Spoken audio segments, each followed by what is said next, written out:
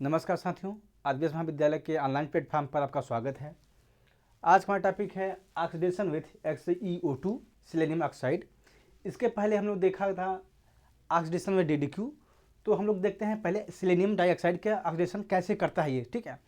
तो selenium dioxide की अगर बात की जाए तो selenium dioxide is a one dimensional polymeric chain with alternate selenium and oxygen atom, ठीक है ना। बेसिकली अगर बात की जाए तो सेलेनियम की जो संरचना होगी, सेलेनियम होगा, उसके बाद ऑक्सीजन होता है, फिर सेलेनियम होता है, ठीक है, फिर ऑक्सीजन होता है। उसी तरीके से उसके बाद यहाँ पे आपका सेलेनियम के साथ डबल बॉन्ड ऑक्सीजन होगा, ठीक है। कुछ संरचना इसकी इसी प्रकार से इसकी मिलती रहती है, ठीक है ना। सेलेनियम और ऑक्सीजन अल्टरनेट पे एक दूसरे से मिलते रहते हैं। तो ये आपका पॉलीमेरिक चेन के फॉर्म में मिलता है सेलेनियम डाइऑक्साइड, ठीक है। It is colourless solid, it's commercially sample can be purified by sublimation as it's sublime easily, ठीक है। बेसिकली अगर ये पहली बात की जाए तो यहाँ पे कलरलेस होता है, इसका कोई कलर नहीं होता है। इसको प्यूरिफाई करने के लिए सब्लिमेशन मतलब होता है कि जैसे ठोस है सीधा वो गैस में कन्वर्ट हो जाता है, ठीक ना। तो यहाँ पे इसी को हम कहते हैं सब्लिमेशन, कि जैसे कोई भी पदार्थ आपका है उसको आप गर्म कर रहे हैं, सीधा वो ठोस हो और वहाँ से सीधा मतलब गैस में कन्वर्ट हो जाए, ठीक है। तो उस प्रोसेस को बोलते हैं सब्लिमेशन। तो इसको हम प्यूरिफाई करने के लिए सब्लिमेशन प्रोसेस का इस्तेमाल करते हैं। SeO2 is highly acidic and form selenious acid on dissolving with water, ठीक है। बेसिकली अगर बात की जाए, अगर यहाँ पे हम H2O वाटर और सेलेनियम डाइऑक्साइड की रिएक्शन कराते हैं तो ये बनता है H2SeO3, इसे बोलते हैं सेलेनियस एसिड, ठीक है। कि जब हम सेलेनियम डाइऑक्साइड को वाटर में डिजॉल्व करते हैं तो एक हाईली एसिडिक कंपाउंड बनता है जिसे बोलते हैं सेलेनियस एसिड। ये इसकी संरचना होती है सेलेनियम डाइऑक्साइड की, ठीक है। पॉलीमेरिक चेन फॉर्म में रहता है ये। तो देख सकते हैं एक ऑक्सीजन है, फिर सेलेनियम है, फिर ऑक्सीजन है, फिर सेलेनियम है, ठीक है ना। तो ये उसकी एक यूनिट को बनाया गया है, ये आपकी एक यूनिट है। इसी प्रकार से पूरी लंबी श्रृंखला इसकी होती है, इसी के लिए इसको बोला जाता है पॉलीमेरिक चेन फॉर्म में रहता है, ठीक ना। तो सेलेनियम डाइऑक्साइड का ये संरचना आपकी हुई। अब हम देखते हैं एप्लीकेशन सेलेनियम डाइऑक्साइड का आखिरकार कैसे ऑक्सीडाइज करता है, ठीक है। तो SeO2 can be used as oxidizing agent to oxidize aldehyde and ketone containing at least 2 alpha hydrogen, ठीक है। ये अल्फा होगा, यहाँ पे ये अल्फा हाइड्रोजन होगा, atom on the same carbon atom, ठीक है ना। अब एक चीज़ समझ लीजिए, कार्बोनिल या एल्डिहाइड कंपाउंड है, ठीक है। कार्बोनिल मतलब क्या हुआ, ये आपका कीटोन कंपाउंड हुआ, ठीक है। एल्डिहाइड CHO ये आपका कंपाउंड हुआ। तो ये अगर ऐसे कोई कंपाउंड है, इनके साथ कोई भी कार्बन अटैच है, उस कार्बन पे एटलीस्ट 2 हाइड्रोजन हों, ठीक है। उसके पास कम से कम 2 हाइड्रोजन होने चाहिए। और एक चीज़ और बताया कि यहाँ पे अल्फा हाइड्रोजन, अल्फा हाइड्रोजन मतलब होता है कोई भी फंक्शनल ग्रुप हो, कोई भी फंक्शनल ग्रुप होता है। मान लीजिए कार्बोनिल ग्रुप है, इसके बाद अटैच कोई भी कार्बन है, तो इससे बोलते हैं जस्ट फंक्शनल ग्रुप के जस्ट बगल में कोई पहला कार्बन जब होता है उसको हम बोलते हैं अल्फा कार्बन। इसके बाद वाला कोई कार्बन है तो इसको बोलते हैं बीटा कार्बन। इसके बाद वाला कोई कार्बन है तो उसको हम बोलते हैं गामा कार्बन, ठीक ना। बाकी डेल्टा वगैरह से चलते रहते हैं ये चीज़ें। तो जस्ट इसके जो बगल वाला कार्बन होता है उसको बोलते हैं अल्फा कार्बन। और इस अल्फा कार्बन पे मिनिमम 2 हाइड्रोजन होने चाहिए इस ऑक्सीडेशन के लिए, ठीक है ना। तो तभी ये SeO2 काम करता है। तो देख सकते हैं आगे लिखा होगा इसमें, ठीक है ना। Oxidizing agent to oxidize aldehyde and ketone containing at least 2 alpha hydrogen atom, ठीक है ना, on the same carbon atom, ठीक है। तो यहाँ पे जो सेम कार्बन, एक ही कार्बन पे कम से कम 2 अल्फा हाइड्रोजन एटम होने चाहिए, तभी SeO2 आपका ऑक्सीडाइज करता है। Therefore SeO2 is used to oxidize the CH2 methylene group जिसे बोलते हैं near to carbonyl group to another carbonyl group, ठीक है। बेसिकली अगर बात की जाए ये काम कैसे करता है, जैसे मान लीजिए ये आपका कार्बोनिल कंपाउंड, ये आपका कोई कार्बोनिल ग्रुप है, जस्ट इसके बगल में CH2 ग्रुप लगा हुआ है, ठीक है। इस प्रकार से अगर हम सेलेनियम ऑक्साइड इसमें ऐड करेंगे तो करेगा क्या, ये जो ये CH2 ग्रुप है इसको कन्वर्ट कर देगा ये कार्बोनिल ग्रुप में, ठीक है ना। ये आपके कार्बोनिल ग्रुप में कन्वर्ट हो जाएगा, ठीक है। तो यहाँ पे देख सकते हैं जो पहले अल्फा कार्बन है ये आपका अल्फा कार्बन है, ये इसके पास 2 हाइड्रोजन अवेलेबल हैं। तो इसे बोलते हैं अल्फा 2 हाइड्रोजन हुए, ठीक है। अब इसी को ये कन्वर्ट कर देगा कार्बोनिल ग्रुप में, ठीक है। तो यहाँ पे बेसिकली एसिडिटी काम क्या कर रहा है कि जो कार्बोनिल ग्रुप के बाद अटैच जो भी मिथाइलिन ग्रुप होता है उस पर 2 हाइड्रोजन होने चाहिए एटलीस्ट, उसको ये कन्वर्ट कर देता है कार्बोनिल ग्रुप में, ठीक ना। तो बेसिकली एसिडिटी का केवल यही काम होता है ऑक्सीडाइज करने के लिए, ठीक है। अब हम देखते हैं इसको कैसे और रिएक्शन में काम करता है। जैसे देख लीजिए यहाँ पे ये आपका कार्बोनिल ग्रुप है, यहाँ पे ये आपका कार्बन ग्रुप हुआ, ये भी अल्फा कार्बन हो सकता है आपका, ये भी अल्फा कार्बन है, ठीक है। लेकिन यहाँ पे R1 लिया गया है। R1 मतलब होता है कोई भी एल्काइल ग्रुप हो सकता है, एथिल ग्रुप हो सकता है, ठीक है ना। यहाँ लिखा हुआ है R1 एंड R2 R में भी हाइड्रोजन एल्काइल एथिल ग्रुप, ठीक है। इन तीनों से कोई भी हो सकता है वो। आप जानते हैं एल्काइल तो आपको जो भी एलिफेटिक कंपाउंड होते हैं वो होते हैं, एथिल मतलब वो एरोमेटिक कंपाउंड हुए जो रिंग होती है बेंजीन रिंग वगैरह वो सब होते हैं।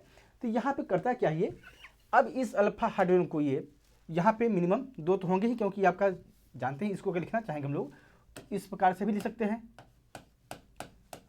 ठीक है। ये CH2 हो जाएगा, आपका ये R2 हो जाएगा यहाँ पे। तो यहाँ पे जो अल्फा कार्बन ये है इसके पास 2 हाइड्रोजन तो है ही है, तो इस अल्फा कार्बन को ये कन्वर्ट कर देगा कार्बोनिल कंपाउंड में, ठीक है ना। तो यहाँ पे देख सकते हैं इस चीज़ को, सेलेनियम ऑक्साइड डाइऑक्साइड है ये, अब इसी कार्बन को यहाँ पे कार्बोनिल में कन्वर्ट कर देगा ये, ठीक है ना। यहाँ देख सकते हैं इसको, इस प्रकार से ये सेलेनियम डाइऑक्साइड का काम करता है। ये सेम प्रोसेस इसमें ये होगा, यहाँ पे भी कन्वर्ट कर सकता है, यहाँ पे भी कन्वर्ट कर सकता है। इस कंडीशन में आपका एक मेजर प्रोडक्ट मिलेगा आपका, दूसरा आपका माइनर मिलेगा, ठीक है ना। जो एल्डिहाइड होता है यहाँ पे, जो मतलब क्या बात की जाए यहाँ पे, अगर बात की जाए यहाँ पे जो CH3 ग्रुप होता है, यहाँ पे जब ये ऑक्सीडाइज करेगा CH3 को तो यहाँ पे आपका मेजर प्रोडक्ट मिलता है, और अगर इस वाले अल्फा कार्बन को ऑक्सीडाइज करता है तो आपका माइनर प्रोडक्ट मिलता है। SiO2 is an oxidizing agent used in the allylic oxidation of alkene gives allylic alcohol, ठीक है ना। इसको हम देखते हैं फिलहाल, अभी आगे देखेंगे। These alcohol further oxidize to conjugate aldehyde or ketone, ठीक है ना। अब यहाँ पे क्या बताया जा रहा है कि जैसे एलाइलिक होता है कंपाउंड कोई हो सकता है, जैसे CH2 डबल बॉन्ड CH2, ठीक है। इसके बाद कोई भी ग्रुप लगा होता है, CH3 लगा होता है मान लीजिए, तो इसे बोलते हैं, ये इस वाले बोलते हैं, हम लोग बोलते हैं एलाइलिक, ठीक है।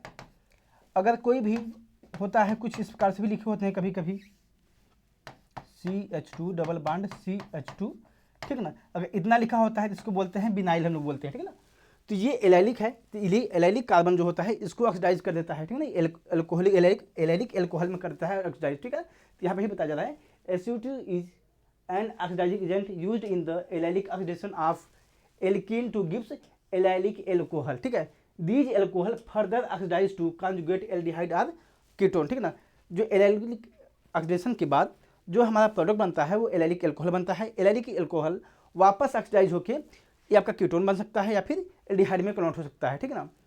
द अल्फा, यहाँ पे अल्फा होगा, the alpha methylene group adjacent to the carbonyl group is oxidize by using SiO2 to gives the 1,2 dicarbonyl compound, ठीक है ना।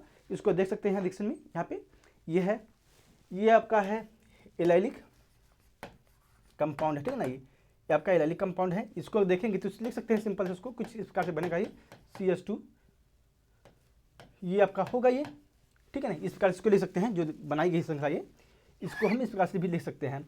जब इसको ऑक्सीडाइज करता है ये जो CH3 ग्रुप है, ये बताया गया था एटलीस्ट 2 हाइड्रोजन होने चाहिए, ठीक है ना। एटलीस्ट 2 अल्फा हाइड्रोजन एटम होने चाहिए, उससे ज़्यादा हो जाएगा तो कोई दिक्कत नहीं, लेकिन कम इससे नहीं होने चाहिए, ठीक है ना। तो ये यहाँ पे 3 है, तो इसको क्या करेगा ये ऑक्सीडाइज कर देगा, इस वाले ग्रुप को ऑक्सीडाइज कर देता है ये, ठीक है ना। जब ऑक्सीडाइज करता है किस में करता है, ये एलाइलिक एल्कोहल में करता है ये आपका एलाइलिक एल्कोहल हो गया।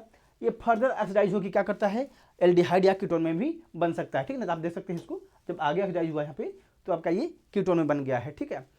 अब उसी में आगे देख लेते हैं हम लोग। ये अगर यहाँ पे देख सकते हैं, इसको तो हम लोग पढ़ चुके हैं पहले ही। फिलहाल जो भी कार्बोनिक कंपाउंड होता है उसके बाद अगर जो ग्रुप अल्फा कार्बन होता है, अल्फा कार्बन पे अटैच जो भी हाइड्रोजन होते हैं उसको आसानी से कन्वर्ट करता है कार्बोनिक कंपाउंड, ठीक है ना। तो आप जानते हैं ये तो कार्बोनिक ग्रुप हुआ आपका यहाँ से यहाँ तक है। इसके बाद जो अटैच ग्रुप है यहाँ पे ये आपका CH3 है, तो ये आसानी से कन्वर्ट हो जाएगा कार्बोनिक ग्रुप में, ठीक है ना। तो बेसिकली होगा क्या, यहाँ पे जो कंपाउंड है ये आपका कन्वर्ट हो जाएगा कार्बोनिल में, ठीक है ना। क्या देख सकते हैं इस चीज़ को आसानी से, यहाँ पे ऑक्सीडेशन जब हम करते हैं, ठीक है, इसका तो यहाँ पे जो अल्फा कार्बन होगा ये ऑक्सीडाइज हो जाता है कार्बोनिल ग्रुप में, ठीक है ना। The formation of 1,2 di carbonyl compound form the carbonyl, ठीक है। अब देख जैसे ही हम लोग तो देख लिया गया कि आखिर हमारे बन तो गया, ठीक है ना, ये जैसे 1,2 डाई कार्बोनिल कंपाउंड बन गया, ठीक है ना। कैसे बना, इसका मैकेनिज्म क्या है, इसको देखने के लिए हम लोग आसानी से यहाँ समझ सकते हैं। यहाँ पे अगर देखेंगे इस चीज़ को, ये आपका कंपाउंड है, ठीक है ना, आपका पहला कंपाउंड ये है, ये SiO2 है, ठीक है। अब करता क्या है, ये ऑक्सीजन लोन पे इलेक्ट्रॉन अपना इसको यहाँ देगा, तो ये बांड, ये वाला बांड ब्रेक कर जाएगा यहाँ पे, और ये बांड चला जाएगा इधर, ठीक है। जिसकी वजह से क्या होगा, अगर जब यहाँ पे होता क्या है, जब इसको बांड यहाँ जाता है, ये जब लोन पे इलेक्ट्रॉन इसको देता है तो हाइड्रोजन, तो ये जो होगा ये इससे साथ अटैच हो जाता है, वापस ये बांड ब्रेक कर जाता है, तो यहाँ पर जाता है, ये इलेक्ट्रॉन यहाँ दे देता है, वापस ये इलेक्ट्रॉन ऑक्सीजन को देता है, और ये आपका इससे बांड बना लेता है, ठीक है ना। तो इस प्रकार से देखेंगे तो जो यहाँ पहले जो ये ऑक्सीजन और हाइड्रोजन जो थे, इनके बीच जो बांड बना नहीं था, वो वापस एक बांड बन जाता है इनके बीच में, और ये बांड जो होता है ये ब्रेक कर जाता है, ठीक ना। तो देख सकते हैं अगले स्टेप में जो हाइड्रोजन यहाँ पे था, ये ऑक्सीजन के साथ अटैच हो जाता है, और यहाँ पे डबल बांड आ जाता है, क्योंकि डबल बांड जब इधर जाता है, बेसिकली होता क्या है, अगर एक बांड जब टूटता है तो प्लस में टूटता है और माइनस में टूटता है, ठीक ना। अब जानते हैं 2 इलेक्ट्रॉन जब बांड ब्रेक करता है तो प्लस और माइनस में ही टूटते हैं, जब आपका वो डिफरेंट हेटेरो एटम होते हैं, ठीक है। हेटेरो एटम मतलब क्या बात की जाए कि जब 2 इलेक्ट्रोनेगेटिव एटम होंगे, डिफरेंट उनकी इलेक्ट्रोनेगेटिविटी होती है, तो वहाँ पे प्लस और माइनस में टूटते हैं। जब सेम टाइप के होते हैं एलिमेंट, तो वहाँ पे कोवैलेंट बॉन्ड बनते हैं, ठीक ना। तो फिलहाल यहाँ पे हाइड्रोजन है और कार्बन है, तो यहाँ पे आप देख सकते हैं डिफरेंट टाइप का एटम है, जिसकी वजह से यहाँ पे प्लस और माइनस बनते हैं, ठीक ना। तो यहाँ प्लस और माइनस बनते हैं, प्लस और माइनस जब बनते हैं, मिलते हैं, तो एक बांड बनता है, ठीक ना। तब यहाँ पे हाइड्रोजन जब यहाँ से अटैच हो जाता है, यहाँ पे बांड इसका ब्रेक हो जाता है, वापस से जब बांड यहाँ पे जाता है, जब यहाँ पे ये बांड जाता है, तो यहाँ वापस ये माइनस और प्लस में टूट सकता है, ठीक है ना। फिलहाल जब ऑक्सीजन यहाँ पे है तो ये नेगेटिव में होगा, या आपका ये प्लस में होगा, और यहाँ ये माइनस में होगा, और यहाँ पे प्लस में होगा, ठीक ना। तो इस प्रकार से कि यहाँ बांड बन जाता है और इसके बीच में एक बांड बन जाता है, ठीक है ना। तो जिसकी वजह से ये जो हाइड्रोजन होता है, इसके बीच की जो बांड होता है वो ब्रेक कर जाता है, और ये सेलेनियम डाइऑक्साइड के साथ जो ऑक्सीजन होता है उसके साथ ही अटैच हो जाता है, ठीक है ना। वापस इसको, इस रचना को हम अगर चाहेंगे तो अगर इसको रोटेट कर देंगे हम, मान लीजिए इस हाइड्रोक्सिल ग्रुप को इस साइड लिख देते हैं, ऑक्सीजन वाले को इस साइड कर देंगे, तो कुछ रचना हमारी ऐसे बनेगी, ठीक है ना। अब इसके बाद क्या होगा, इस ऑक्सीजन के पास जो लोन पेयर इलेक्ट्रॉन होता है यहाँ पे, इसको ये डोनेट कर देता है डबल बांड को, ये डबल बांड ब्रेक करता है, ऑक्सीजन के पास जाता है, वापस ये बांड जो होता है ऑक्सीजन और सेलेनियम के बीच जो बांड होता है ब्रेक होता है, ठीक है। जिसकी वजह से इन दोनों के बीच बांड ब्रेक हो जाता है, और ये ऑक्सीजन और इस डबल बांड के बीच में एक बांड बन जाता है, ठीक है ना। आप इसको देख सकते हैं यहाँ पे।